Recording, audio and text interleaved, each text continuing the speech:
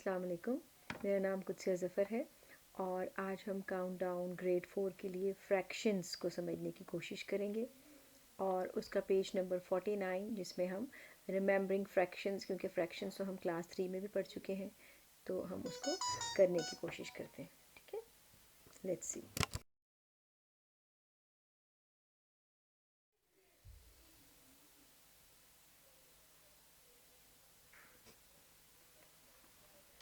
जैसा कि हम सब जानते हैं, fraction is part of a whole, लेकिन अभी हम सिर्फ ये देखना चाहते हैं कि हम फ्रैक्शन बनाते कैसे हैं। जैसे मेरे पास एक पिक्चर शो हो रही है, मैं इसको आपको शो कराती हूँ। एक पिक्चर है, इसमें आप देखें, इसमें इस वक्त इस पिक्चर में 1 2 3 4 5 6 पार्ट्स हैं। ठीक है, this picture is divided into 6 equal parts. अब अगर मैं इसको फ्रैक्शन में किसी ने मुझे लिख के दिया है कि 2/6 करो, ठीक है, तो हमेशा याद रखें फ्रैक्शन जो हमने क्लास 3 में पढ़ी थी उसमें हमने क्या कहा था, fraction is a part of a whole. Initially this shape was as a whole given to us, but we have divided into due to any reason. Sometimes we have pizza with us. हमने उस pizza को हम 5 participants हैं हमारे, 5 friends बैठे हुए, हम उसमें इक्वल शेयर करना चाहते हैं, तो हम उसके 5 इक्वल पार्ट्स करेंगे और फिर हम हर एक को एक एक पार्ट देंगे, है ना। तो ऐसे ही हमारे पास ये फुल शेप है, जिसकी इसे हम हेक्सागॉन भी कहते हैं, इसकी 6 साइड्स हैं। तो इसको हमने 6 इक्वल पार्ट्स में डिवाइड कर दिया। ठीक है, अब ये जो हमेशा फ्रैक्शन जो होता है, जो डिनोमिनेटर होता है, वो आपको टोटल पार्ट्स शो करता है। ठीक है, so it means 6 are the total parts that are shown in the figure as well. अब हमने 2 क्या शो कर रहा है हमें, कि we have to color the correct fraction of each shape, so we have to color 2 parts out of this 6. so ये 2 show कर रहा है, न्यूमरेटर है जो, ये हमें शो कर रहा है कि हमने 2 पार्ट्स को कलर करना है। अगर हो सकता ऐसा होता और ये सारे कलर्ड होते हैं, हमें कहते uncolour the correct fraction of each shape, और हमें देते 2/6, तो हम 2 पार्ट्स को अनकलर कर देते। ठीक है, उनको हम इरेज कर देते, ख़त्म कर देते, but right now we have to colour 2 parts of it. So as a whole it was the whole shape, and we have divided, or they have, whatever we have given in the question, we have divided it into 6 equal parts, and then we have to color 2 parts of it. So let's color 2 parts of it. I have colored 2 parts of it. आपकी मर्ज़ी, आप start के 2 कर लें, मेरा दिल चाह रहा था मैं ये 2 कलर कर लूँ, तो मैंने ये कर दिए। अब हम इसका पार्ट बी देखते हैं। पार्ट बी में हमें एक ट्राइंगल दी हुई है और it is divided into 1 2 3 4 equal triangles. तो हमने क्या करना है, अब इन 4 इक्वल पार्ट्स को, आपको मैंने जैसे पहले बताया, denominator always show the all parts, है ना। तो पेज नंबर 48 49 हम कवर कर रहे हैं। so all parts are shown here, 4 parts are here, and we have to color 3 parts out of it. so let's color 3 parts. हमने 3 parts कर दिए कलर। अब आते हैं सी शेप में। सी शेप में the shape is divided into 8 equal parts, और हमने इसमें से चॉकलेट बार जैसी लग रही है ना, तो हमने इसमें से 3 पार्ट्स को कलर कर देना। तो मैंने 3 पार्ट्स को लाइट सा ग्रे सा कलर कर दिया। आपकी मर्ज़ी, आप चॉकलेट कलर कर दें। 8/10 and the shape is shown here. हमने इसको डिवाइड करने कितने इक्वल पार्ट्स में, 8 पार्ट्स आर कलर्ड। एंड आते हैं क्वेश्चन नंबर 1 के पार्ट ई की तरफ। ई में आपको गिवन है 13/24। इसका मतलब है 24 पार्ट्स आपको टोटल दिए हैं और इसमें से हमें कितने कलर करने हैं, 13। अब देखें, टोटल वैसे देखा जाए तो ये 12 बॉक्सेस हैं, लेकिन 12 बॉक्सेस में से हर बॉक्स को 2 पार्ट्स में डिवाइड किया हुआ है, तो total all together they are 24, है ना। तो लगता है चॉकलेट खाने के लिए लोग ज़्यादा हैं और चॉकलेट की क्वांटिटी कम है। चलें जी, हम 13 को कलर करते हैं और ये हमने 13 पार्ट्स को कलर कर दिया। ठीक है, अब आते हैं एफ़ पार्ट की तरफ। एफ़ पार्ट में है 7/10, total 10 parts are given to us. Total हमेशा डिनोमिनेटर होता है, 7 कलर करने, तो हमने 7 कलर कर दिए हैं, हमारा 7/10 हो गया। So fraction is part of a whole and the denominator tells us about the total parts, and the new colored parts or whatever the requirement is, used parts जैसे हम कहें। अब है क्वेश्चन नंबर 2, पेज नंबर 48 पे, right the fractions for the coloured parts of each shape. So Now we have to write the fraction. Total how many parts we have given? 6 parts. 6 parts में से denominator आ गया 6. कितने coloured हैं? 2. It will be 2/6. B में हमें total कितने parts दिए हुए हैं? टोटल हमारे पास पार्ट्स हैं 8 और 5 कलर्ड हैं, तो हमने 5/8 लिखा. अब आप लोग भी सब अपनी बुक पे, ये बुक पे सारा काम करना है, ठीक है. बुक पे आपने ऐसे ही कलर्ड पार्ट्स को 4/8 करना है. ये जो साइन होता है ना, जो दिस साइन, जो इसको बाय कहते हैं, न्यूमरेटर बाय डिनोमिनेटर, ठीक है. हम डिवाइडेड बाय भी कहते हैं, बट हम शॉर्ट फॉर्म में बाय कहते हैं. सो 2/5. 5 पार्ट्स है total, 2 are coloured. Question number 3 की तरफ आते हैं. क्वेश्चन नंबर 3 में ए पार्ट है.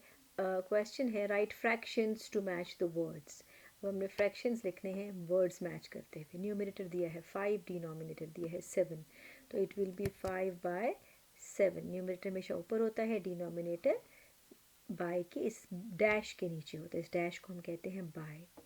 अब आते हैं B denominator 10, numerator 3. Sometimes they make us confuse. तो कैसे कंफ्यूज करते हैं? They give denominator first and numerator later. So what we have to think, we have to remember always important point, and that is denominator will be written at the bottom of the fraction. So 3/10. अब denominator है 8, numerator है 5. 5/.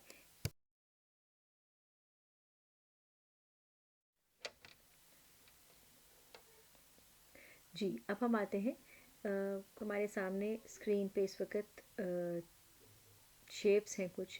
अगर मैं पहली square को सोचूं तो इसमें 1 part is coloured out of total 4 parts, और सारी शेप्स में 4 पार्ट्स ही हैं सारे स्क्वायर्स.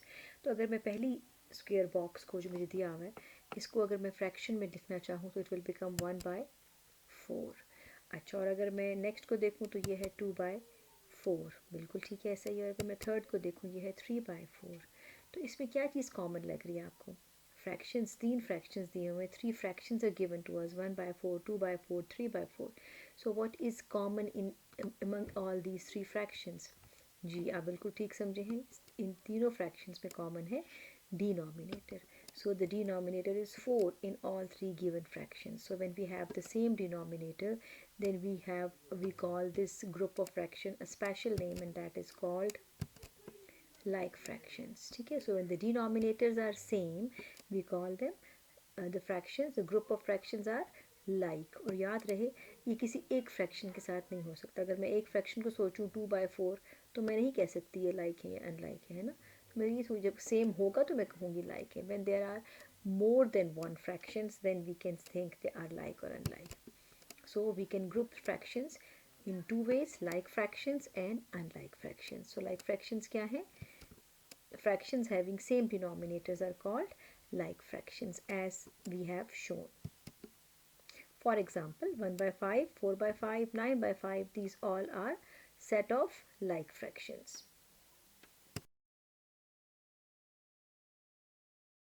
अब आप इन शेप्स को देखिए. हैं तो सर्कल, लेकिन पहला सर्कल 2 इक्वल पार्ट्स में डिवाइडेड है और 1 पार्ट इज कलर्ड. अगर मैं इसको सोचूं तो ये हो जाएगा 1/2. और इस तरह अगर मैं सेकंड शेप को देखूं सर्कल की, इसमें 3 पार्ट्स में डिवाइड किया हुआ है इसको, एंड 2 पार्ट्स आर कलर्ड, तो इट विल बिकम 2/3, है ना. एंड थर्ड में 3/4. अब हम इन सब फ्रैक्शंस को देखें, इनमें कुछ भी कॉमन नहीं है ना. न न्यूमरेटर न डिनोमिनेटर. तो जब डिनोमिनेटर सेम नहीं होता, याद रहे हम हमेशा फ्रैक्शंस के डिनोमिनेटर पे फोकस करते हैं. तो डिनोमिनेटर अगर सेम नहीं है तो इन्हें हम कहते हैं different denominators. And when we have different denominators, we have a special name for them, and that is called unlike fractions. So what are unlike fractions? Fractions having different denominators are called unlike fractions. For example, 1/5, 4/7, 9/15, these all fractions are set, and this set is called unlike fraction. अब हम compare करते हैं fractions को. All fractions have value. Definitely value है तो fraction है ना. You can compare 2 or more fractions using the following symbol.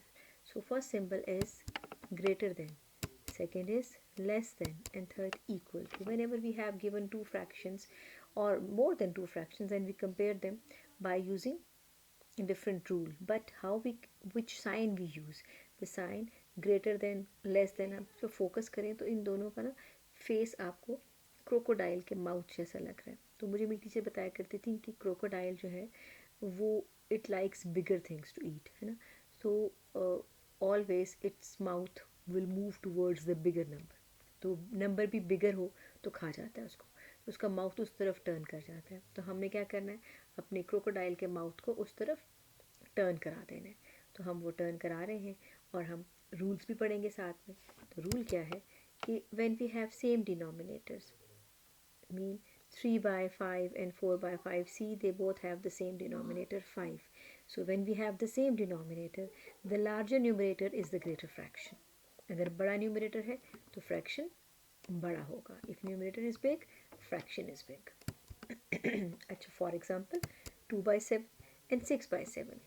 Now see, denominators are same, we have same denominators. So when we have same denominators, then bigger the numerator, bigger the fraction. So crocodile mouth will move towards the bigger number by 7. Okay, अब same वही rule हमारे लिए apply होता है, but when the denominators are not same, when the numerators are same and denominators are not same. कभी कभी ऐसा भी होता है कि न्यूमरेटर सेम दे देते हैं और डिनोमिनेटर सेम नहीं होता है. मैंने आपसे कहा था पहले पहले हमें डिनोमिनेटर ही देखना होता है. अगर डिनोमिनेटर सेम नहीं है तो it means they are unlike fraction. फिर सेकंड हम चेक करते हैं कि न्यूमरेटर देख लेते हैं, शायद वो सेम हो. अगर न्यूमरेटर सेम है तो फिर the smaller denominator is the greater fraction.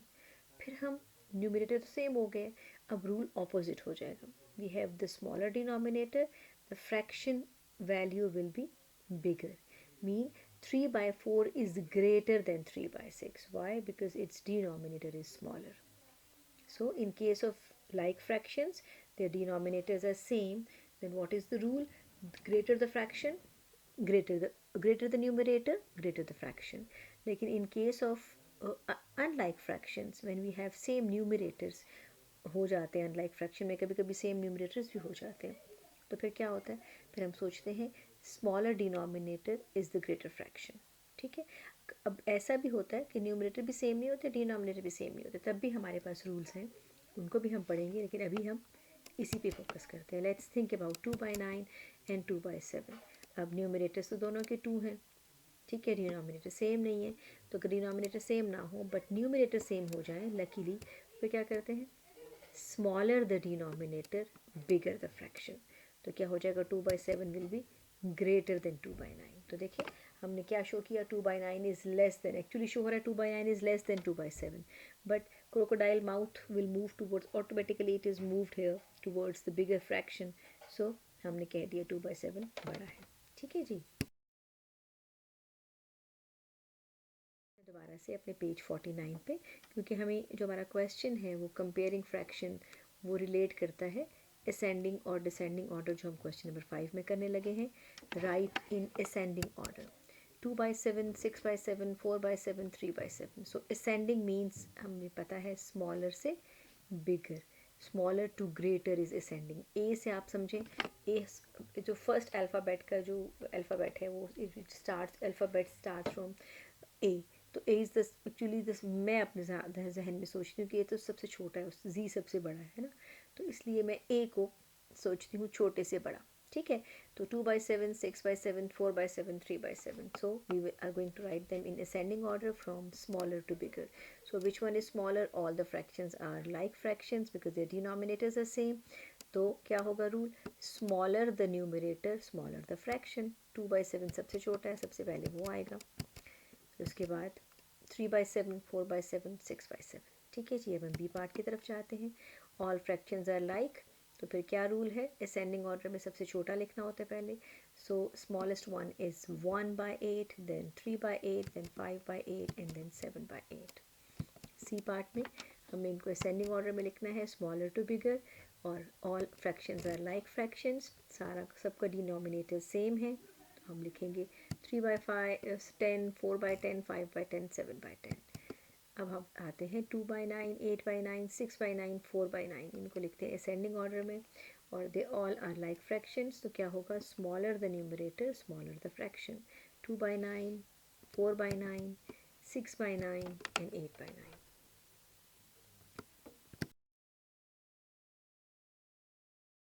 अब आते हैं क्वेश्चन नंबर 6 पे, राइट इन डिसेंडिंग ऑर्डर। अब हमें डिसेंडिंग ऑर्डर में लिखना है और फ्रैक्शंस जो है वो लाइक फ्रैक्शंस है because the denominators are same. So अब हमने क्या लिखना है डिसेंडिंग में, डाउन जाना है, mean we are standing at the top and we have to step down. तो स्टेप डाउन कैसे जाएंगे हम, by writing the bigger fraction first and then smaller, smaller and smallest. So first think about the bigger one. When the denominator is the same, mean they are like fractions. In like fractions, bigger the numerator, bigger the fraction. So which one is the bigger right now here? 5/6, then 4/6, then 3/6, then 2/6. तो हमारी descending order complete हो गया। B part भी हमने ऐसे किया, ये like fractions है सारे, हमने इनको लिखा लाइक फ्रैक्शन में। सी पार्ट में 3/9, 7/9, 1/9, 5/9 हमने ऑर्डर में किया, डिसेंडिंग ऑर्डर में, bigger to smaller. So they all are actually like fractions. तो लाइक फ्रैक्शंस का रूल है bigger the numerator bigger the fraction, और डिसेंडिंग ऑर्डर में पहले सबसे बड़ा लिखते हैं, तब उससे छोटा, स्मॉल, स्मॉलर, स्मॉलेस्ट पे हम चले जाते हैं। ओके जी, ये हो गया क्वेश्चन नंबर 6। टाइम हुआ है होमवर्क का। होमवर्क आपका है कि आपने सारी डेफिनेशंस जो हमने आज याद की हैं, लाइक फ्रैक्शंस, अनलाइक फ्रैक्शंस, और फ्रैक्शंस खुद क्या होता है, fraction is a part of a whole. So आपने ये सारी डेफिनेशंस को राइट डाउन करना है अपनी नोटबुक पे और इनको याद भी करना है, ठीक है। अगर आपको ये वीडियो ने कुछ फ़ायदा दिया है बेटा, आपको कुछ समझ आया है, आपने कुछ गेन किया है, तो प्लीज़ आप इसे लाइक करें और सब्सक्राइब करें। Thank you so